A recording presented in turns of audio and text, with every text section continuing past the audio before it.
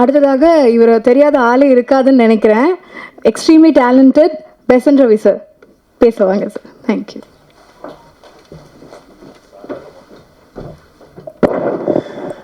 இங்கே வருகை தந்திருக்கும் நல்லுள்ளங்களுக்கு வணக்கம். ட்ரெண்டிங் ப்ரொடியூசர் கரெக்டாக ட்ரெண்டிங்கில் என்ன விஷயம் இருக்குமோ அதை கேட்டு அழகாக ஒரு படம் பண்ணியிருக்காரு. ஏன்னா இன்னைக்கு ட்ரெண்டிங் தான் நமக்கு எல்லாருக்குமே பிடிச்சிருக்க விஷயம். படத்தை எந்த அளவுக்கு ஒரு வீட்டுக்குள்ளேயே 20 நாள் சொன்னாங்க, 20 நாளில் எந்த அளவுக்கு அழகாக எடுக்க முடியுமோ அந்த அளவுக்கு எடுத்திருப்பாங்கன்னு நினைக்கிறேன். ஏன்னா நான் ஒரு ஆடியன்ஸாக சொல்கிறேன். இப்போ தான் நான் என்ன நடித்ததோடு அதுக்கப்புறம் வந்துட்டேன். எனக்கு சார் நிறைய விஷயங்கள் தெரியாது. நம்ம எவ்வளோ படம் பண்ணாலும் ஒரு ட்ரைலர் பார்க்கும்போது ஒரு ஃபீல் கிடைக்கும்ல, அந்த ஃபீல் இருக்குது. அது மியூசிக் டைரக்டர் கலக்கியிருக்காரு. ஏன்னா இந்த படத்துக்கு ரொம்ப இம்பார்ட்டனே இந்த பேக்ரவுண்ட் மியூசிக் தான். ஏன்னா த்ரில், எங்கே பார்த்தாலும் த்ரில் இருக்கும். நீயா நானா நீயா நானா நீயா நானான் இருக்கும். அது பிரமாதமாக பண்ணியிருக்காரு, டவுட்டே கிடையாது. அப்படி ஷாம்னாலே எல்லாரும் ஃபேனு. இந்த படத்தில் சொல்லவே வேண்டாம். அவர் சின்ன படம் பெரிய படம்னு பார்க்காம பெஸ்ட்டாக வந்து பண்ணியிருக்காரு. அவருக்கு ஹேட்ஸ் அப். நெக்ஸ்ட் கேமராமேன் கலக்கியிருப்பாரு. ஒரு சின்ன இடத்துல உங்களுக்கு நான் ஒரு பிராடான ஒரு இடத்துல படம் பண்ணுறது ரொம்ப ஈஸி. ஒரு சின்ன இடத்துல ஒரு கேமராமேன் படம் பண்ணுறது ரொம்ப கஷ்டம். ஏன்னா லைட்டிங்காக இருக்கட்டும், நிறைய விஷயங்கள் இருக்குது. அதை அழகாக நேர்த்தியாக பண்ணியிருக்காரு. நான் அந்த ட்ரைலரில் பார்த்தேன். நான் எனக்கு எடுத்த சீன்ஸையும் பார்த்தேன். அவ்வளோ அழகாக எடுத்தாருக்கு. பெரிய விஷயம். அடுத்தது ப்ரொடியூசர் வந்து சொல்லி ஆகணும். பார்த்துங்களேன், எப்பவுமே ஒரு பொண்டாட்டியை ஒருத்தர் மதிக்கிறாருன்னா கண்டிப்பாக ஒரு நல்லவராக இருப்பார். ஒரு நல்ல படங்கள் எடுப்பார். அவர் நல்லா இருப்பார். அதுக்கு டவுட்டே இல்லை. ஏன்னா பொண்டாட்டியை மேலே உட்கார வச்சுட்டு அவர் கீழே உட்காந்துட்டு இருக்காரு. அடுத்தபடியாக சொல்ல போனேன்னா, கதையின் ஹீரோ கலையரசன். நான் சினிமா வர்றதுக்கு முன்னாடியிலேருந்து எனக்கு தெரியும். ஏன்னா ஒரு படத்தில் முகமுடின்னு ஒரு படம் பண்ணும்போது அதுக்கு முன்னாடி அவர் கிட்டத்தட்ட அந்த படத்துக்கு கிட்டத்தட்ட ஒரு 1.5 வருஷம் இருக்கும்னு நினைக்கிறேன். 1.5 வருஷம் கஷ்டப்பட்டுருப்பார். ஆனால் அந்த படத்தில் ஒரு சின்ன கேரக்டர் தான். அதுக்கப்புறம் அவரோட நடிப்பு விஷயங்கள் எல்லாமே எனக்கு தெரியாது. ஏதோ சும்மா அப்படியே ஹார்ட் ஒர்க் பண்ணுறாரு, ஓகே ஒரு கேரக்டரில் வருவார் அப்படின்னு. ஏன்னா நான் அப்போ நடிச்சுட்டு இருந்தேன் அப்போ நான். ஆனால் அவரோட சில படங்கள்லாம் பார்த்து நான் மிரண்டிருக்கேன். என்னடா அவன் சாதாரணமாக பார்க்கும்போது ஒன்றுமே தெரியாது, ஆனால் கலக்கியிருப்பாப்புல. உண்மையிலே ஒரு நடிகன் இன்னொரு நடிகனை வந்து பாராட்டுறதுக்கு ஒரு ஈஸி விஷயம் கிடையாது. நான் பொறாமப்பட்டிருக்கேன் நிறைய இடத்துல. கலையரசனை பார்த்துட்டு சில படங்கள் மொட்டை அடிச்சு ஒரு படம் பண்ணியிருப்பேன். கலைப்பிற டைலாக் பொசிஷனாக இருக்கட்டும், நடிக்கிறதா இருக்கட்டும், அந்த ஸ்பீடாக இருக்கட்டும், எல்லாமே கலக்கியிருப்பார்.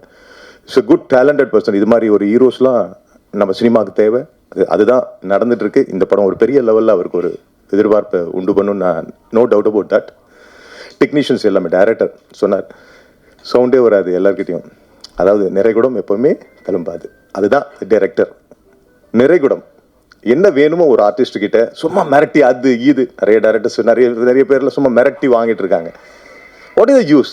ஆர்டிஸ்ட் கிட்ட இருந்து வேலை வாங்குறதுங்கிறது அமைதியாக என்ன வேணுமோ அதை அழகாக வாங்கணும்.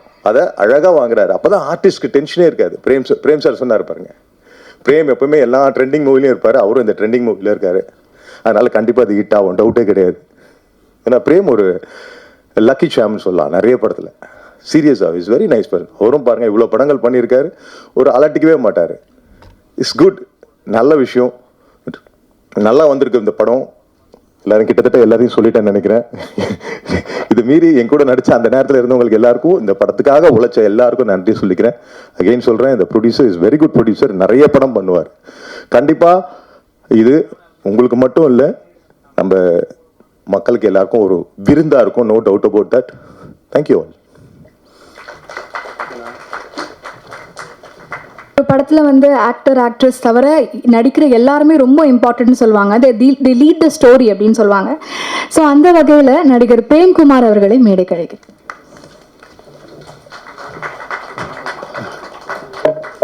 எல்லாருக்கும் வணக்கம். ட்ரெண்டிங் இந்த படம் டைட்டில் ஃபஸ்ட்டு நான் கேட்ட உடனே சொன்னேன், தயவு செய்து இந்த டைட்டிலை மாற்றிடாதீங்க, ட்ரெண்டிங்னே இருக்கட்டும், அப்போ தான் பயங்கர ட்ரெண்டிங்கில் வரும் அப்படின்ட்டு. ஏன்னா கதை அந்த அளவுக்கு ஒரு முக்கியத்துவம் உள்ள ஒரு கதை. யூடியூபர்ஸ், ஆன்லைன் கேம் அப்படி போனால் என்ன ஆகும், என்ன எக்ஸ்ட்ரீம் போகும் அப்படின்றத சிவராஜ் ரொம்ப நல்லா பண்ணியிருக்காரு. எனக்கு ஃபஸ்ட்டு இந்த படத்தை பேசிகிட்டு இருக்கும்போது எனக்கு கலை தம்பி தான் ஃபஸ்ட்டு எனக்கு ஃபோன் பண்ணி, அண்ணன் ஒரு இம்பார்ட்டண்ட் கேரக்டர் இருக்குண்ணே, அதை நீங்கள் பண்ணால் நல்லாயிருக்கும் அப்படின்னு சொன்னார். இம்மீடியட்டாக நான் ஆஃபீஸ்க்கு போய் கதை கேட்டேன். எனக்கு ரொம்ப பிடிச்சிருந்தது. ஸோ இம்மீடியட்டாக நான் மறுப்பே சொல்ல, இம்மீடியட்டாக எஸ் அப்படின்னு சொல்லிட்டு வந்துட்டேன். அவங்க பிரியா வந்து அருமையான ஒரு டான்ஸருன்றது எல்லாருக்குமே தெரியும். இந்த படத்தில் ரொம்ப பிரமாதமாக நடிச்சிருக்காங்க. அஃப்கோர்ஸ் கலைத்தம்பியை பற்றி சொல்லவே தேவையில்லை. He has proved in each and every film is such and wonderful artist. உண்மையில் ரொம்ப சந்தோஷமாக இருந்தது அவரோட காம்பினேஷனையும் பிரியாவோட காம்பினேஷனையும் நடிச்சது. அண்ட் எங்கள் டைரக்டர் சிவராஜ் அதிர்ந்து கூட பேச மாட்டார். ஆனால் என்ன வேணுமோ அதை வந்து சொல்லி, சார் இது சார் இப்படி சார் அப்படின்னு சொல்லுவார். அந்த வேலை வாங்கிடுவார்.